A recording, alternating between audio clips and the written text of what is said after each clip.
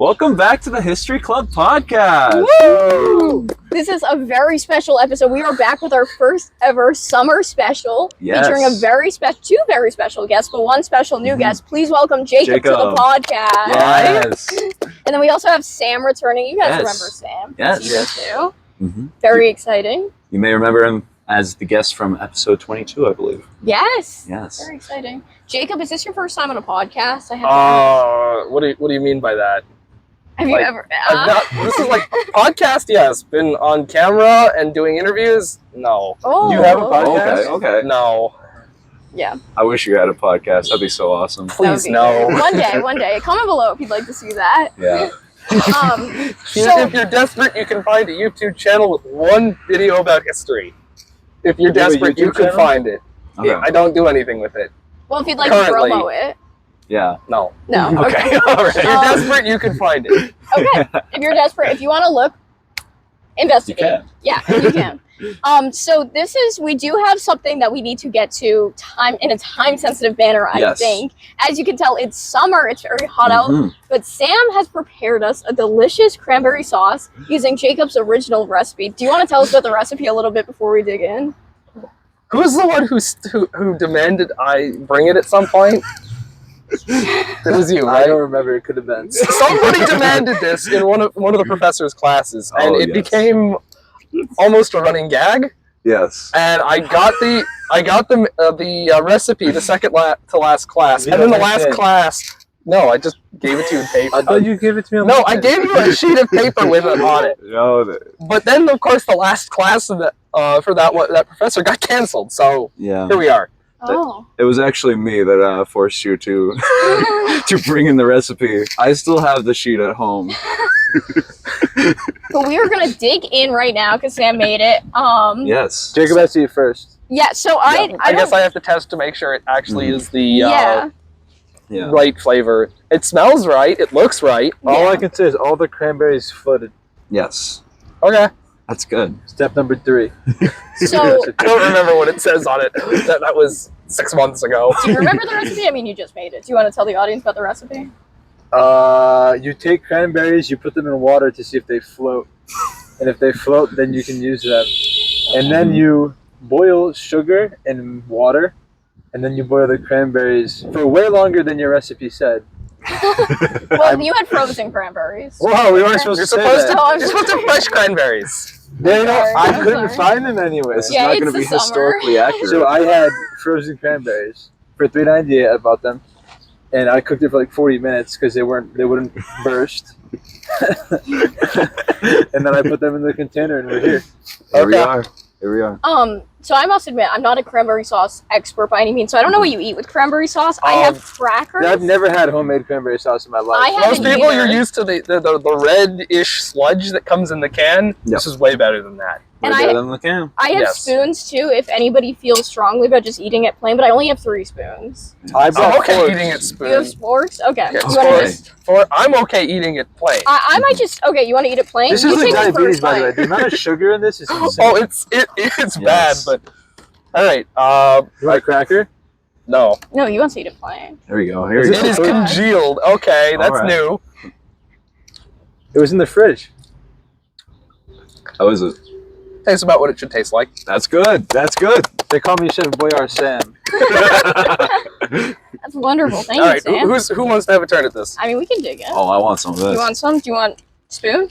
Yes, please. Do you want cracker? I'm fine with So it's not supposed to be like a gelatin? Nah, it's supposed to be more like a liquid. Okay. Yeah, but they just let it thaw from the fridge. That is indeed cranberry sauce. Great work, Sam. I'll put it on a cracker, so then if you want the last spoon, Sam, then you can. That's from frozen cranberries. Never forget it. Boo. You want it? I don't really want any. Yeah. There you go. Shame. I had some when I ate it. Okay. You said you hadn't eaten any. Well, I guess that counts if you taste tested it. Okay, That's when it was out of the pan, though. Can I tell the origin story of me trying to get your cranberry sauce recipe? Go for it. It's delicious, by the way. So prior to the class, this was around Thanksgiving time, the professor, whose class we were going to, before class, he goes, I don't really know what we're going to do in class today. So I was like, if we really need to, we can waste some time, because I know the best way to waste some time is just to talk about Thanksgiving. So he decided, oh yeah, that works. And so we started talking about Thanksgiving, and our good friend Jacob talked about how wonderful his cranberry sauce recipe was. And so I was just like, I want to get this cranberry recipe. I need to be able to make it for myself. And now we get to have our very own cranberry sauce. Did it live up to your expectations? I think it most certainly exceeded. Wow. You see it? It was better than you thought it would be? Yes. It's better than the can. That's Well, the question is, can you go back to the can now? That's a good question. I don't I know. always go back to the can, so. Shame. Do you think it would have been better with fresh cranberries? Yes, Okay. it generally tastes better with fresh It cranberries, is. but I it's mean, pretty good. yeah, it is not cranberry season. We must. There's enough sugar in there to give you diabetes for sure. That was wonderful. Yes, It it's is. good. Yeah. Do you guys want Climate- second I'm gonna bites? climate- Yeah, before we I'm put gonna it go. away? I'm gonna go right back in, Yeah. and then we should get started with the questionnaire. Yeah. We can put it in the shade, and I'm sure it will survive. That's pretty good. Now imagine that with mashed potatoes, stuffing, turkey, any of those assorted things you consume. It is important to note today that we are outside in nature Yes. for our summer special. We get to indulge in the nice, lovely weather. Yes. We're avoiding the Lone Star tick. That is true. That is true. All right. I think might I put the cranberry sauce Yeah, away? go for it. Yes. Should I just throw the spoons in, or? I don't care what you do. The amount of I'll put times them in. people have told me I should do a tick check while wearing my colonial outfit. Mm. I'm full on wearing stockings here and everything. I have never I'll put gotten it a in tick the while wearing these. That's good. Do you ever update your garb? Yes. How often? Depends on how often I need to. More often something has worn out and I need something How new. many days a year do you wear that?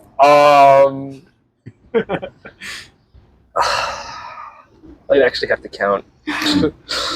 Is this one of many outfits? Or? I have about two full outfits of this, of different material. So this is a coat made of wool, but I also have a linen coat, same with a vest. Ooh. Okay. This is a sleeveless waistcoat. Mhm. I have a wool and I have a linen one. Two different shirts. They have cufflinks and all the fun accoutrements. Mm. I have two pairs of breeches or pants. These are hemp, the ones I'm wearing, but I also have wool ones, and I have stockings, two pairs of shoes. These are leather soled. Oh. You want to reenact the Look at that. American Revolution and the Civil War, or just what? Nah, just Rev War. Okay. I should It's too much Yeah. effort to do more than one. Yeah. I I have should have this. made hardtack for your cranberry sauce. I have made hardtack. Whoa. If you make it correctly, you cannot eat it. It is congealed solid matter. Wow. So did you eat yours? Yes, but you have to either put it in soup, and it basically thickens up the soup, and yes, it has to wait there for a while before it softens up to the point you can even consume it. It's meant to last forever, Yeah. All They right. call it hard Not- for a reason. Yeah. not be edible. Maybe another podcast episode in the future. Yeah. Our guests try hardtack. I like that idea. I like that. I like that. That's a good one. All right. Someone- Yeah. Somebody I know who also made hardtack, he described it took about 30 minutes before he could get it moist enough to even consume. Yeah. Yeah. Yeah. That sounds Hardtack. about A right. good hardtack recipe is, I'm trying to think of the YouTube channel, but this guy, Townsend, Mhm. he makes some good stuff. Okay. Nice. I'll have to check them out. Yeah. All right. Can I ask you? So Owen mentioned we're sitting outside. You Yep. love the American Revolution. Do you want to tell us a little bit about the building we are standing outside of for our audience? I don't know if you We can. really can't see it because Sam's kind of blocking it. Boom! There it is. Yeah. Cool, you got your view. Yes. This is the Jason Russell House. It was built some point in the early 1700s Mhm. For the Russell family. Yep.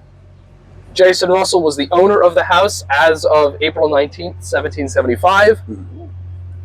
He was ineligible for the provincial militia because he was both older and, more importantly, he had a lame leg. Mm. That direction right there is Massachusetts Avenue, which at the time was known as the Great Road. Mm. It was the road that went from Cambridge to Concord.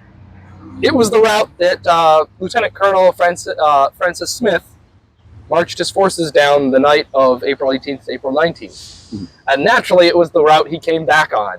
By this point, it was very heavy fighting.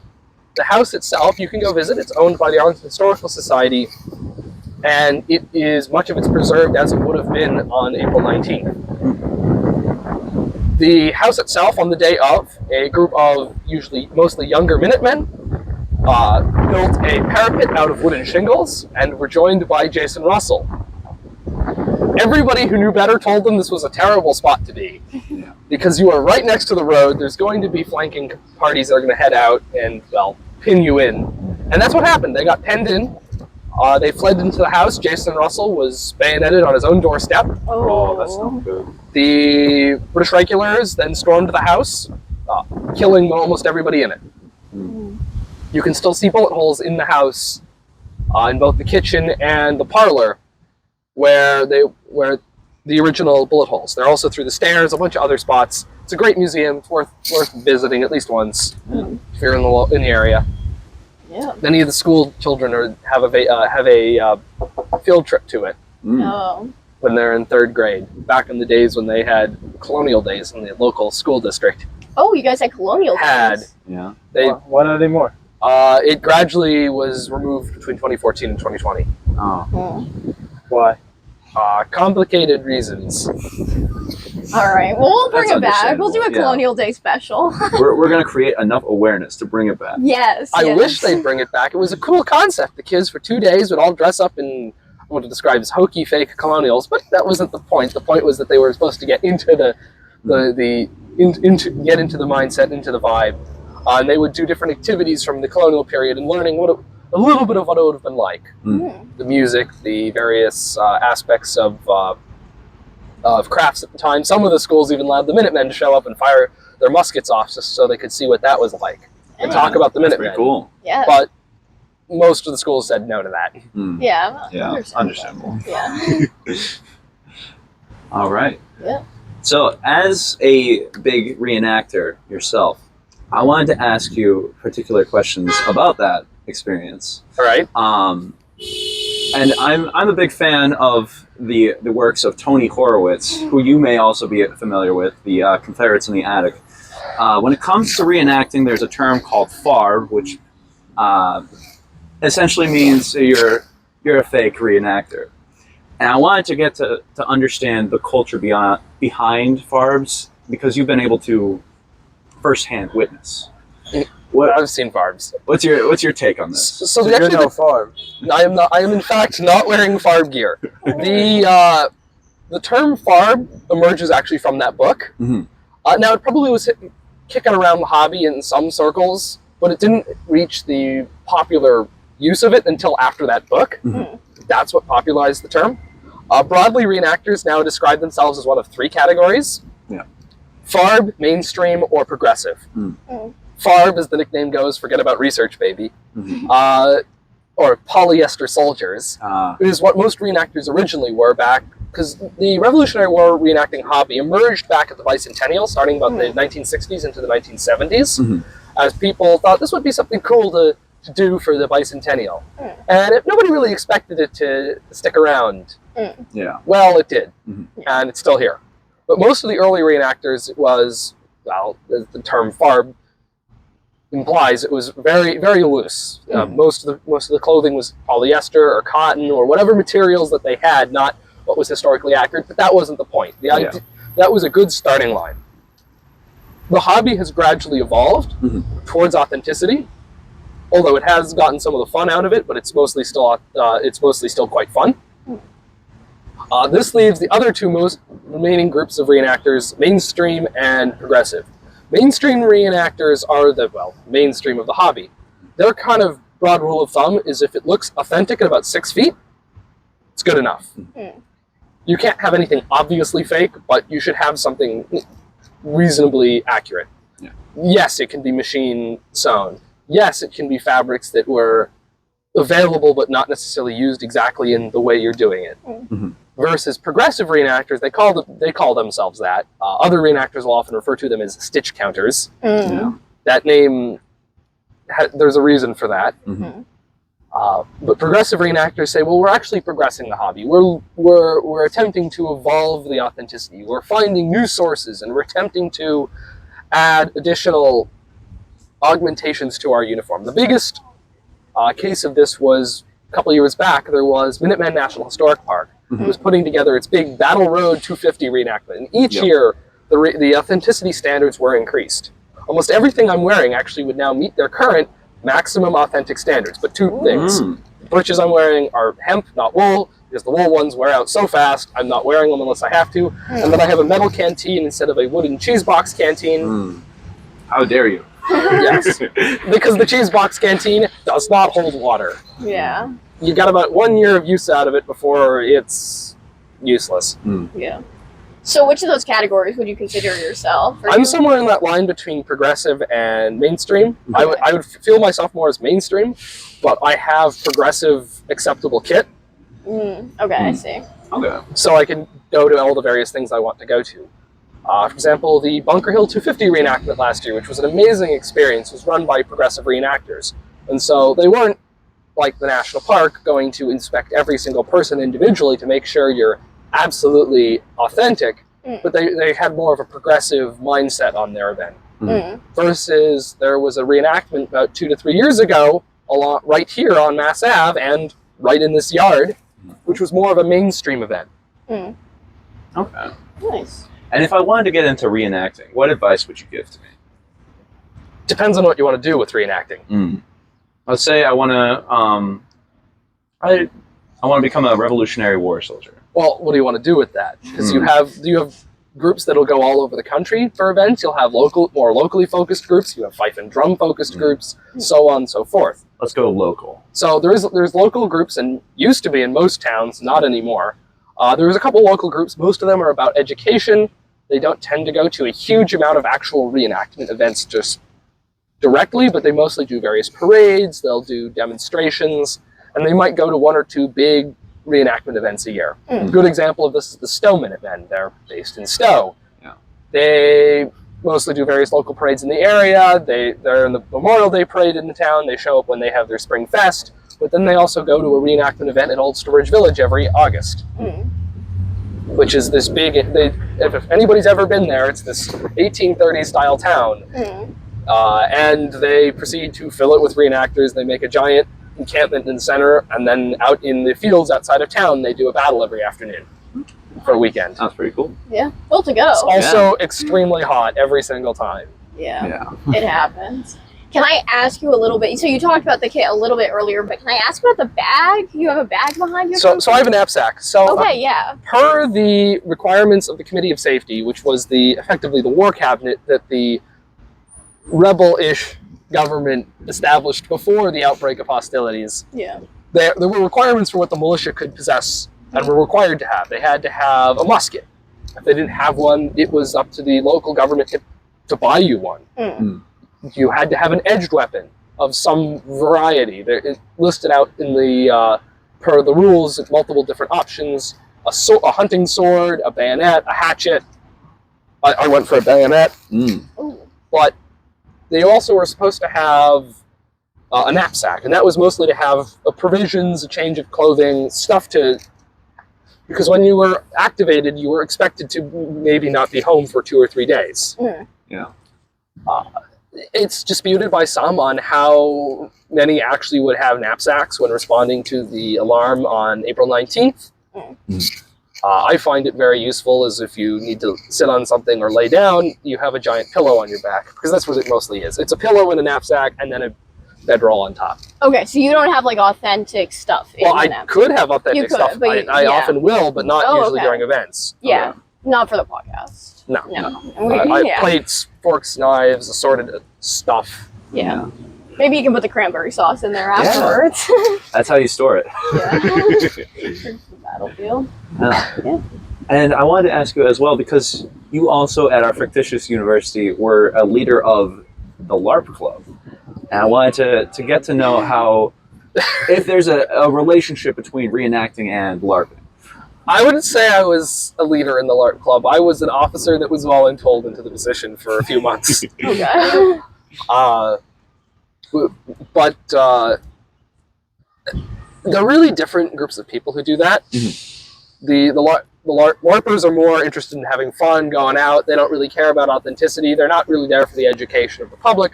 Reenactors sometimes are interested in education of the public, and sometimes they're just there for fun. I think it was one of our classes with one of our professors. The quote, what was the term? Remember historical methods? It was in the vocab list. I don't remember off the top of my head. Antiquarian. Oh yes, there you go. There is a finer number of antiquarians within reenactors versus there are those reenactors who want to educate the public. Then you have those who are there because it's fun. That's kind of what you get with LARPers. But LARPers, you're just there to hit because with foam sticks, go on fun adventures, and dress up in costume. I do use some of my reenacting costume for my LARPing outfit. It just, the base layers work.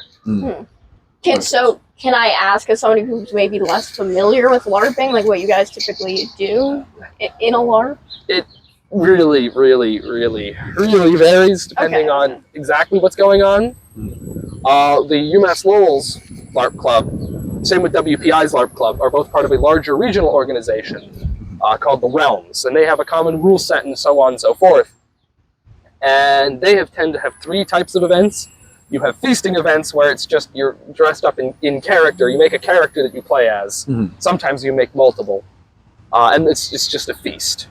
Then you have tournaments, which usually it's a competition of some form.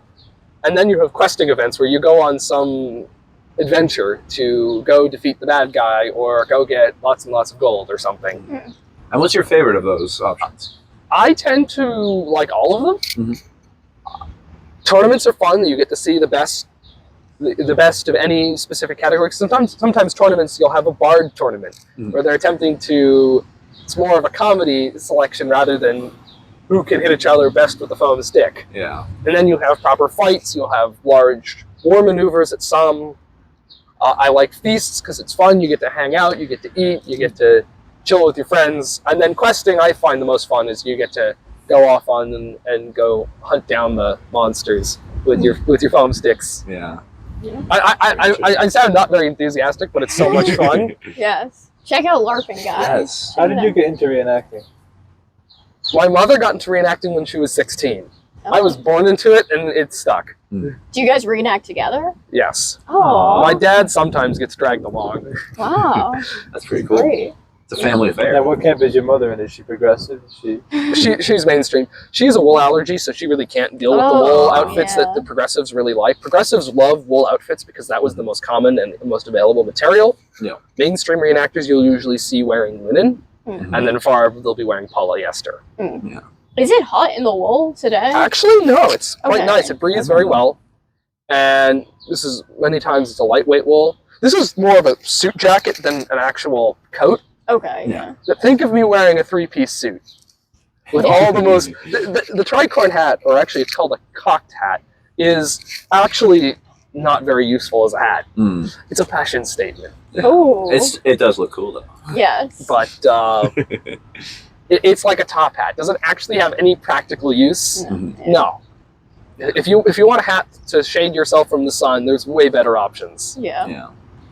And I wanted to ask you how you felt about pop culture kind of picking up the term of LARPing as like a catch-all term at this point in time. Like a catch-all term for somebody who's pretending to do something, but they're not really totally committed to the bit. Yeah. I kind of okay with it. It's one of those that the connotation, it works. Yes, it might look bad on broad actual LARPs, but it is the best word we have to describe what they're doing. Yeah. And just to make sure that we put this on the pod, live action role plays is what LARP means. Yes. Oh, we just went through the whole discussion. I forgot to ask what it meant. But just to make sure that you guys know. Yes. Live action role play. You guys know now. Oh yeah. Yes. All right. If I may pivot from LARPing a bit, we have 2 American Revolution experts here on the podcast today. It's more like 1. We have Maybe? enthusiasts, American Revolution enthusiasts. Is that fair to say? Sure. Okay. Yeah. What do you guys love so much about the American Revolution? It's 250 this year. What are we pumped about? Why is the Revolution so good? Why should our audience care about the American Revolution? I've talked a lot. Sam, you go. Well, simply put, it's about freedom. Okay. Do you have a favorite American Revolution moment? I was not expecting you to be on the pod today. That's how we get them. That's Yeah, how we that's get our okay. guests. The Battle of Yorktown, I don't know. Okay. Yeah. That is a good pick. That's a good pick. Yeah. I really didn't have a choice in the American Revolution. I was just told that that's what you're going to be reenacting, and it just kind of stuck. Mm-hmm. It's not that I necessarily like my favorite topic, but it's ended up what I'm very knowledgeable in and what I've ended up learning in. Mm-hmm. What was the other part of that question? Favorite American Revolution moment? Moment? Good question. Too many. There's a lot. You have some really cool iconic moments, and then you have the generic monotony of it. And I really couldn't say a moment I would like the best. I thought the Battle of Cowpens was a neat engagement. Go read that. It's American ingenuity at its finest. But this year is kind of the 250th, but kind of not. Yeah. Last year, the local stuff up in Mass, that was the big 250 thing. So what should we be looking out for the rest of the year? All of the 250 events are now moving their way south, as by this point, 250 years ago, Siege of Boston's been lifted. We already had Lexington conquered last year. We already hit Bunker Hill last year. So everything's moving south to New York. There are going to be 4 big-ish reenactments this year. One up here, up in Gloucester at the end of June. Oh. Will you be there? Battle of Gloucester 251, because they didn't do it last year. Oh. I forgot. And it actually occurred in August, and they're doing the reenactment in June, but... That's okay. It's hot. That's far back. Will you be there? Probably. All right. Battle of Gloucester, nobody knows about it. So do you just show up or do you get invited? I'm with a group that's going. Okay. Okay. Should the podcast go? Maybe. I don't have know no if idea what it's going to look June. like. Okay. Bunker Hill, it's being run by the same people who did the 250 of Bunker Hill last year. And Bunker Hill 250 was really, really well put together. It looked really good. Okay. But Battle of Gloucester, which is less of a grand battle than what Bunker Hill was. It mostly was a British schooner rolls up into the harbor, finds a Patriots, Whig, whatever term you want to use for it, schooner, boards them, captures them, sees a sloop, chases it, sloop runs itself aground. Then they attempt to seize it, the local militia show up and take pot shots at them until the redcoats run out of ammo. They leave, go back to the schooner, then they attempt a naval landing into the harbor and are defeated. And then the schooner that they'd captured overthrows the Marines on board and escapes. Oh. So, total loss for the British. They did a reenactment, a little short one, small one back in 2018, including with the descendants of both the American and British commanders present. But I have no idea what it's going to look like this year. Everything else is going down to New York. There's going to be, late August, a Battle of Brooklyn, or Battle of Long Island, as it was more oftenly known, reenactment. That sounds going to be interesting. There's going to be a Battle of White Plains 250. Okay. That's at end of October, and then Christmas morning Battle of Trenton. Oh, that's the thing to see if you're in the area though would be go to Redcoats and Rebels. That's at Old Sturbridge Village. We mentioned that briefly.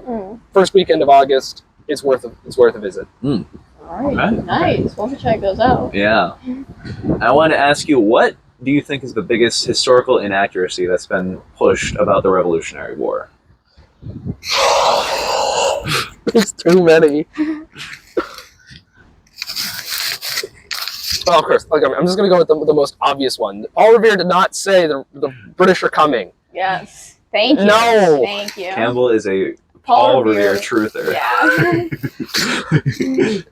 that one is the one that I think is the most common up here. He couldn't have ridden on the course that fast. The timeline doesn't make sense. There's so many things about that he basically none of the route actually alerted anybody.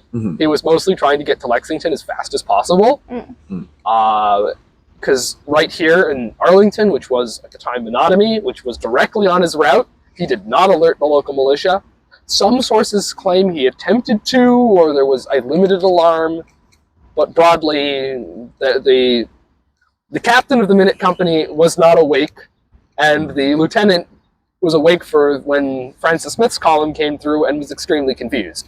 So if neither officer in charge knew what was going on, he didn't do a good job. He didn't. But he came right through here. Yes. Here, yeah. But he was trying to get to Lexington as quickly as possible. Lexington is that way. Yes. And it was only after Lexington centered that he started waking up all the various houses along the way. Okay. And the British are coming. Just first of all, everybody was British back then. These were not rebels. These were not Americans. These were Englishmen defending their rights. Yeah. They were all prim and proper about it. They were Whigs. That's what the term they used. Yeah. That's actually where we get the political party, the Whig. Was they appropriated the name. Oh. The term patriot emerges in the 1820s during a major upswing in nationalism in the country. Interesting. Nice. And so you've talked a lot about local, like, American Revolution events. If I was visiting this area, if I was visiting Massachusetts and I had never been here before, what would be like your must-see Revolutionary War site? Must-see site? Yeah, place, building. It's probably going to be Minuteman National Historic Park. Okay. Just taking a walk down there, seeing all the sites. They're usually not very well staffed right now. Okay. Various assorted flavors of budget cutting on the National Park Service. But when things are open, it's really cool to see what they have. Yeah. I have to go check it out. And the park rangers are very knowledgeable on the subject. Have you ever been? I have not. You can see where Paul Revere, I think, finished his ride. I Yes. believe that's part of that, yeah. They have Fistkill, Parker's Revenge, Paul Revere Capture Site, Bloody Angle, and Merriam's Corner, and also Brooks Hill. And then they have a second location, which is the North Bridge. Nice. Okay. Yeah. Interesting. We'll have to go. We'll bring it. The amount of times I've been at the North Bridge reenactment and then it's rained and my musket's not fired is kind of actually sad. What book do you recommend about the American Revolution? That's a good question. If you want to get into it, or you want more deeper knowledge. For the Wait, layman. what about one of each? I'd say a good one, at least about April 19th. A good layman starter book would be Paul Revere's Ride by David Hackett Fisher. That's a good one. starter I book. think I have that book. Yes. Fisher has a few biases in there. Specifically, he has this. He quite likes this one militia general, General William Heath, whose actual contributions are a bit less than what Fisher wants to lead on about. Broadly, I'm mostly knowledgeable on what happened up here, not so much anywhere else. Yeah. But I think that's a very good starter book. It's not one of David Hackett Fisher's better books, but it's pretty good as a starting line. How many books do you read a year?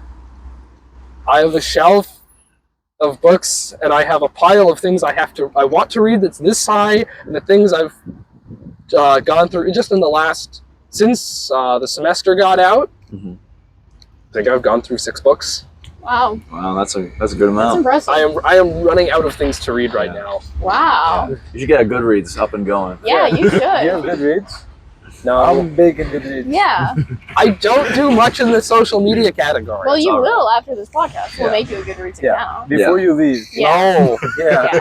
no, I'm not going to do anything there. I don't have time to write the things up. I want to You don't do have more. to- you don't I have want to write play them more up. Warhammer. I want to run a shotgun range. That's my summer job. It's Oh fun. wow. For Boy Whoa. Scouts? Yeah, What camp? Camp Squanto down in Plymouth.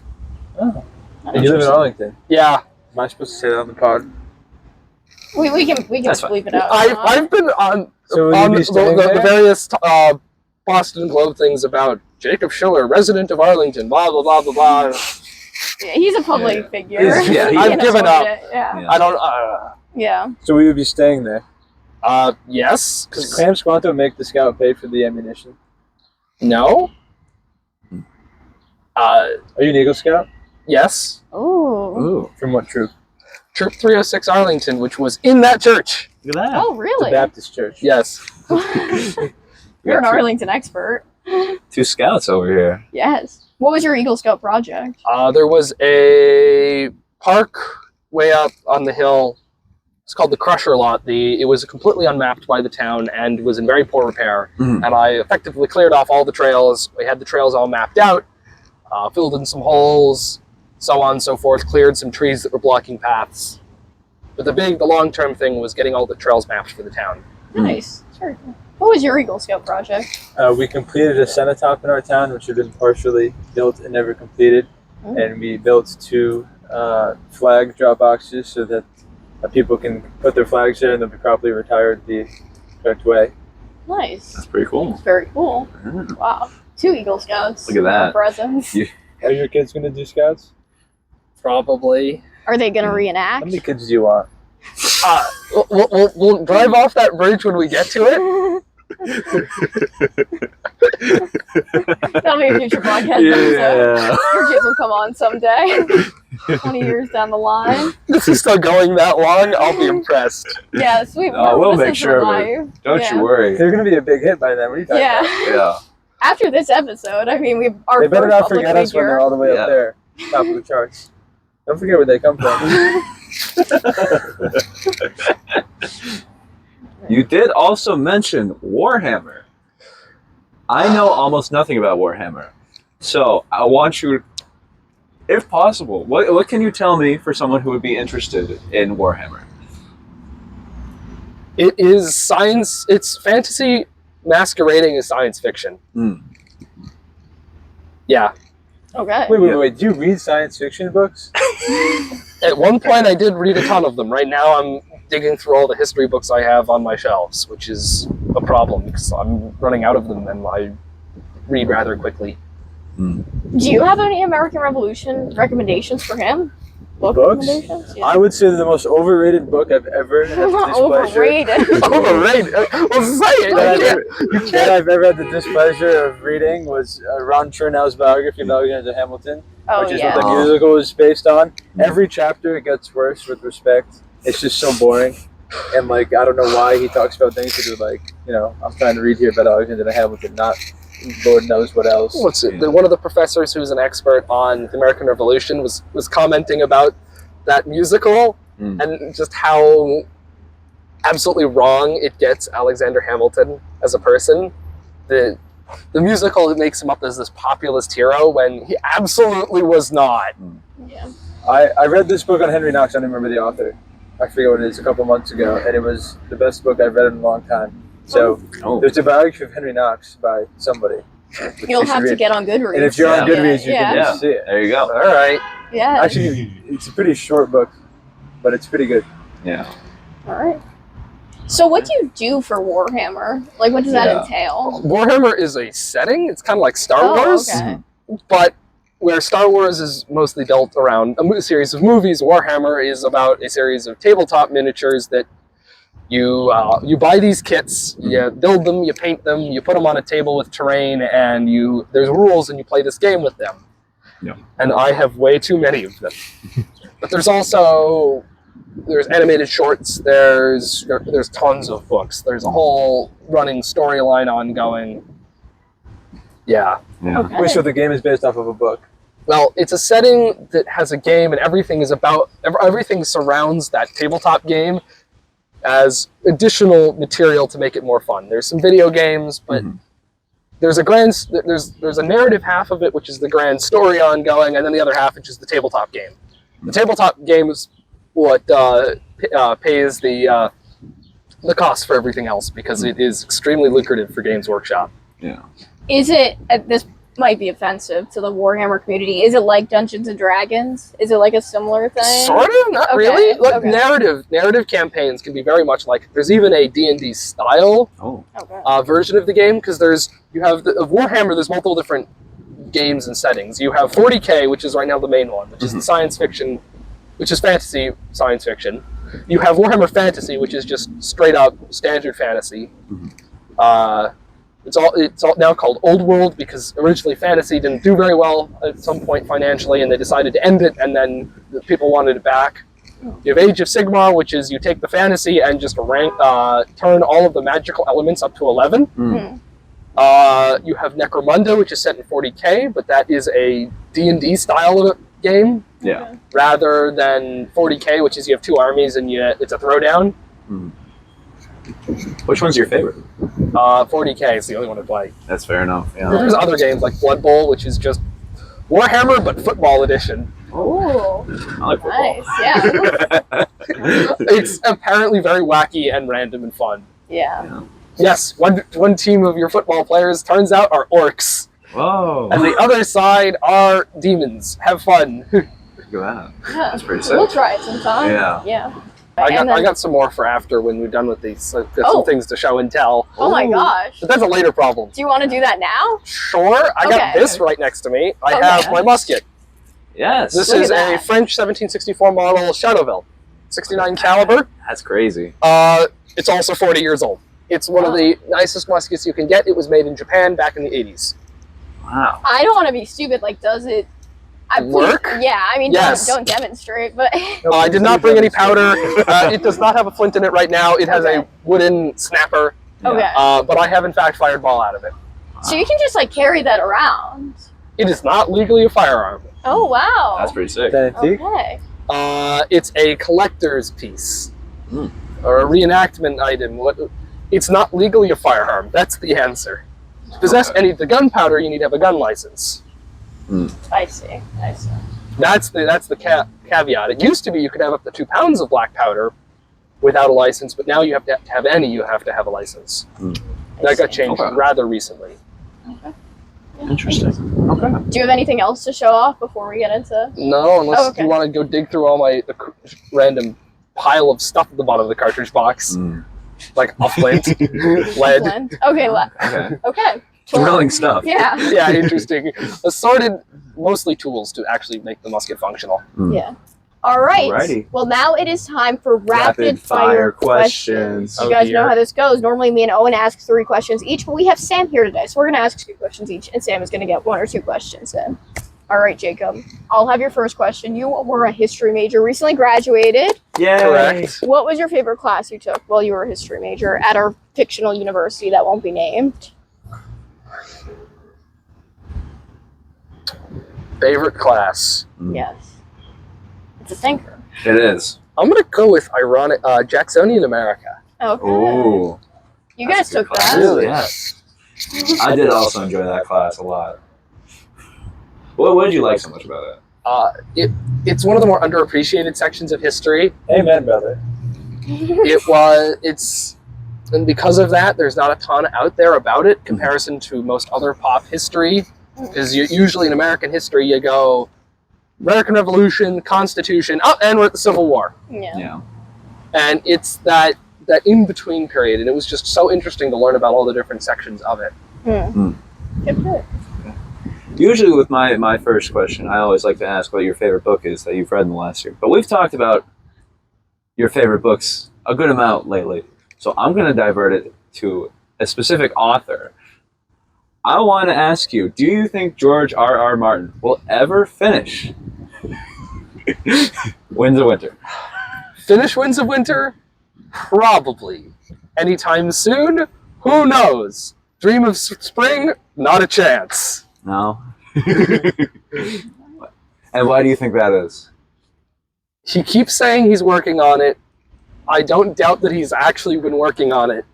The issue is he's going at George speed, which is not a very fast speed. Yeah. So I would say it's a pretty confident yes that he'll eventually get it finished before he dies.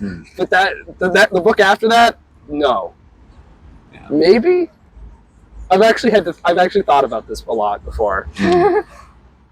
But yes. Okay. Winds of Winter, yes. Anything beyond that, who knows? Okay. Fair enough. Sam? What makes a great history teacher? Good question. Really has, I think, goes down to attitude. Yeah. Both, are they willing to teach? Do they want to teach? But also, are they passionate in their subject? And are they willing to engage in conversations with their student, or do they just want to be in and out and go home and go to sleep? I've had all the flavors of that. Yeah. You hinted earlier that American Revolution you know the most about, but it might not be your favorite. What would be your favorite area of history besides the American Revolution? Favorite area of history besides the American Revolution? I'm going to go with the interwar period. Okay. Interesting. And why do you like that one? It's because I'm not real. Well, I like military history, but I'm really more into political history and sociocultural history. And that is just an absolute wellspring of where the traditional political order had been upset, and now there is a new order setting in. Nobody's quite sure what it is for a while, and so you have this almost international chess game of various ideological factions attempting to eventually gain power, and of course it ends with the catastrophe that is World War II. Yeah. Yeah. Good pick. All right. And for my next question, I just wanted to ask. I know that you previously worked as a camp counselor, and we've had previous camp counselors on the podcast. Willem, Charlotte, Yes. they've told us stories about them. I want to know if there's any interesting stories that you can tell us about your time working as a camp counselor. That I can actually talk about, or that are fun. Whichever one. I gotta think about that because done it for 8 years now, and then they all start morphing into one. Anytime a camp is understaffed, it's so much fun because we're just absolutely working our asses off. Yeah. Yeah. And it's you get to see how much fun staff can get away with while working really, really hard. Because Yeah. that's when you get some really good staffs out of it. Mhm. It's quite fun watching the obligatory CIT firing waves that occur. Ooh. Always for the dumbest reasons. That's Oh no! Ooh, Oh tragic. no! The musket tragic. Anyways. Oh well, Anyways. survived. we're good. Yeah. So who's the most underrated president of all time? Underrated president.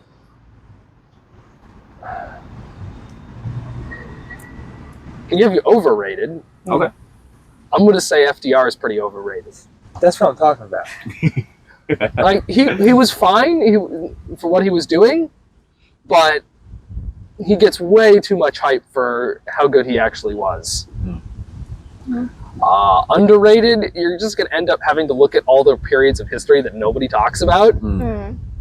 I don't know, James Garfield's not bad, That would be my pick, honestly. Yeah. Good pick. but he also wasn't there for very long. It's Yeah. Yeah. like almost as bad as saying William Henry Harrison. Yeah. Oh well, he died. Yeah. Yeah. Unfortunately. And now he's got stuck with his accidency. Yeah. I think previously on the pod, I discussed how I thought that James Garfield would be one of the best presidents if he had just lived out his full term. Yeah. He hadn't immediately died. Yeah. Yeah. He had some very fascinating policies, I feel like. Yeah. He wasn't Calvin Coolidge, Jacob. Calvin Coolidge was not a terrible president. He gets a lot of hate by a lot of people who have no idea what he's talking about. Was he like the best president ever? No. No. He was fine for what he was doing. He's underrated just because nobody knows about him to begin with, outside of a very niche group of political historians and the political aficionados that really, really like going over American history, and he's got some interesting things going on. But is he underrated? Yes. Is he the most underrated? Absolutely not.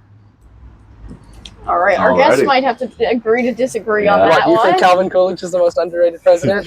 I just think he's underrated. I don't know about most underrated.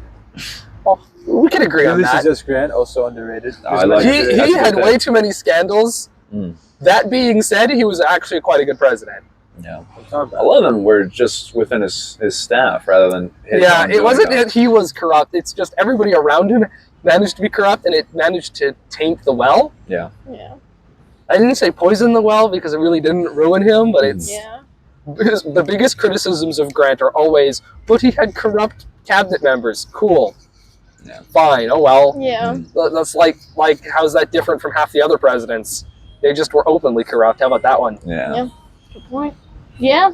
All right. Well, I think that wraps up rapid fire I do think questions. Thank you so much for coming on the Yes. podcast, Jacob. Thank you, It was Jacob. wonderful. Do you have any final words for our audience? You don't need to. Mark some wisdom on us. Go visit Yeah. the house here. Yes. Yes. Jacob Russell. Jason Russell House. Oh, sorry. I made that mistake earlier too. I'm just so Long excited to close. have We cannot Jacob go visit on it now. When this on the started, it pod. was open. Yeah. Yeah. We can take some pictures for the podcast from the outside. Yeah. We'll put some pictures and you guys can see it. And then you can come visit afterwards. Sam, do you have Go visit it. any last words for the Go pod? park on Jason Street. Don't try to park on Mass Ave. I don't. I want to know what the library is like around here. Oh, nice. It is certainly a library. It's fine. We can go It visit. looks nice. They got some decent. They have 2 libraries. There's basically a kids library, the Fox Library, but the main one. That's true. Although that's actually got my Eagle board of review done. You know, we like that library then. Yeah. Wow. All right. Alrighty. Any final words? This was a wonderful episode. We have wanted to get you on the podcast for a very long time, And we're glad to have this come to fruition. Yes, as our first ever summer special, and I think it was a great one. I think hope so, you it's guys done thought so, completely too. in one take. Yes, that's very true. It will be edited, but you know what? That's fine. It was done in one take. It was done. You You didn't guys notice. You didn't understand. notice It's the fine, it's edits. You didn't notice. Yeah. All right. Well, thank you so much for both of you. you for coming on, and we will see you next time on the History Club podcast, hopefully for another summer special. Yes. Woo! Bye.